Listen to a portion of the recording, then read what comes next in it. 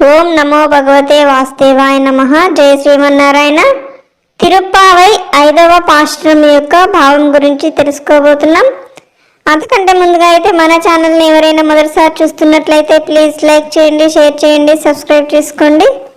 పక్కనే ఉన్న bell icon కూడా క్లిక్ చేసి ఆల్ అనే ఆప్షన్ ప్రెస్ చేసి పెట్టుకోండి. నేను వీడియోస్ అప్లోడ్ చేసిన వెంటనే మీకు నోటిఫికేషన్ ద్వారా వస్తాయి. ఇక ఆ వీడియోలోకి వెళ్దామా. తిరుప్పావై 5వ పాశ్రం యొక్క భావం: మిక్కిలి ఆశ్చర్యకరమైన గుణములను చేష్టలను కలవాడు శ్రీకృష్ణుడు. అతడు ఉత్తమ మధురకు నిర్వాహకునిగా జన్మించాడు. భగవత్ సంబంధము ఎడతగనట్టి మధురకు ప్రభువే.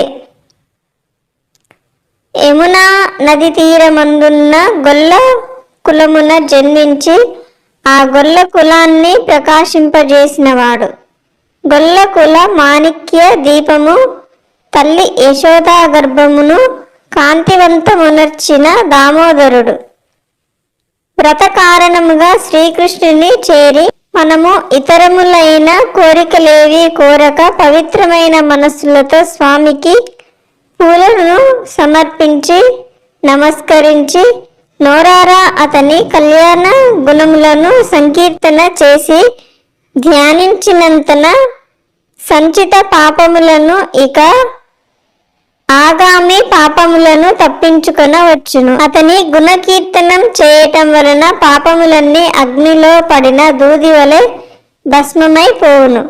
కావున స్వామి యొక్క తిరునామములను అనుసరించుడు. జై శ్రీమన్నారాయణ. ఓకే ఫ్రెండ్స్, ఈ వీడియో కనుక మీకు నచ్చినట్లయితే లైక్ చేయండి, షేర్ చేయండి, సబ్స్క్రైబ్ చేసుకోండి. Thank you friends, thank you very much.